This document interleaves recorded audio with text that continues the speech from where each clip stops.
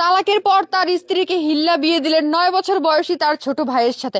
এখন কিছুতেই তার বউ ফেরত দিতে চাচ্ছে না তার ছোট ভাই। তার দাবি সে তার বউ নিয়ে সংসার করবে। এখন বিস্তারিত জেনে নেব তাদের মুখ থেকে। আচ্ছা, তুমি কি এখন এই বউ নিয়ে সংসার করবে নাকি তালাক দিয়ে দেবা? যার বউ তাকে ফেরত দিয়ে দিবা? না, আমি কি বিয়ে করছি তারকে তালাক দেওয়ার জন্য? মানে তুমি এই বউ নিয়ে সংসার করবা? হ্যাঁ, আমি এই বই নিয়ে সংসার করব। কিন্তু উনি তো 3 মাস পর এখন ফেরত চাচ্ছে তোমার কাছে। আমি দিব না, কিছুতেই দিব না। মানে তুমি কিছুতেই বউ দিবা না? আমি কিছু আচ্ছা ভাইয়া, এখন আপনি কি বলতে চাচ্ছেন? আপনার ছোট ভাই তো কিছুতেই আপনার বউ দিবে না, এখন আপনি বউ কিভাবে নিবেন? দেখেন এটা কি কোনোভাবে যায়? আমার ছোট ভাই এখনো মনে করেন মুসলমানই করাই নাই, তাইলে এই ছোট ভাই এই বউতে কি করব? ও আমি প্রতিবেশী সাথে যদি বউটা বিয়ে দেয়, যদি এরকম দুর্ঘটনা ঘটায় দেয় যে আমার যদি পরে না দেয়, এই জন্য ভাইবা চিন্তা নিজের ছোট ভাইয়ের সাথে বিয়ে দিলাম, মানে স্বাস্থ্য ছোট ভাই। আর এই ছোট ভাই মনে করেন এখন কি বুঝছে আমার এই বই নিব, ও কিছুতেই বুঝতেছে না। আমি কইতেছি বউ তুমি একটু বুঝাই কও না, তুমি কি কইলে বুঝাই কইমু? হ্যাঁ, তুমি কথায় কথা আমার তালাক দাও, ঝগড়া করো, সকালে হইতে বইতে যখন মন চায় তখনই তুমি আমার তালাক দাও। আরে বইনে যে এক জায়গায় থাকলে আরই পাতিল একটু গুতাগুতি লাগে, তার মানে এই কি? আচ্ছা আপু, এখন আপনি কি করবেন?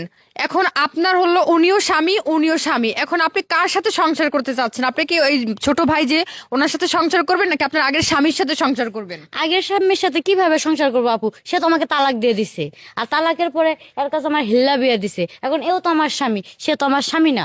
এখন যে আমাকে হিল্লা বিয়ে করছে, আমি তারই সংসার করব। হে মনে করেন অনেক ভালো ওর থেকে। ও আমার বুঝছে বিদায় আমাকে কিছুতে ছাড়তে চাচ্ছে না, আর ও আমাকে বুঝে নাই বিদায় ও আমার বারবার তালাক দেয়। আচ্ছা আরেকটা আরে কথা তুমি বাবু, বুঝো নাই, তুমি বুঝো নাই, কাজ কাম করে খাওয়ান যে লাগে, ঠিক আছে, এটা তো আরো বুঝে না। না, ভাই না, লোক ভাই মানুষজন ভাই আমি ভাই কাজ ভাই করে ভাই খাওয়াইবো, ভাই তারপর আমি ওরে ছাইড়া যাবো বিষয়টা না। একটু বোঝার চেষ্টা কর। এই বউ তুই কেমনে চালাবি?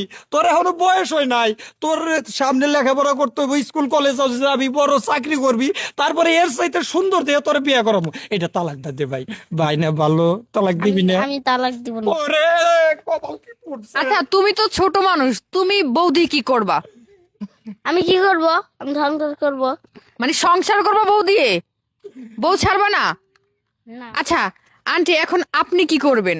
আপনার ছেলের বউ তো এখন অন্যজনকে বিয়ে করলো, এখন তো কিছুতেই তার সংসার থেকে আসবে না। ছেলে তো দেখতেছেন কিরকম পাগলামি করে, এরকম পাগলামি করে ঝগড়া করে ছেড়ে দিছে।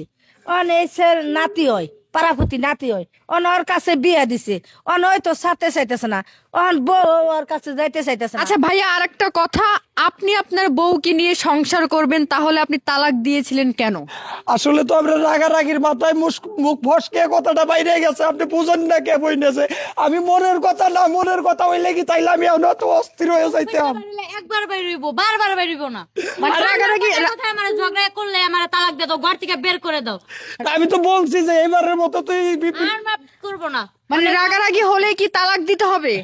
না, এটা মানে আমার অটো মুখে এসে যায়, আমি তো ইচ্ছা করে দেই না, ঠিক আছে, অটো মুখটা বাইরে যায়, এটা তো আমি রিয়েল তালাক দেই নাই।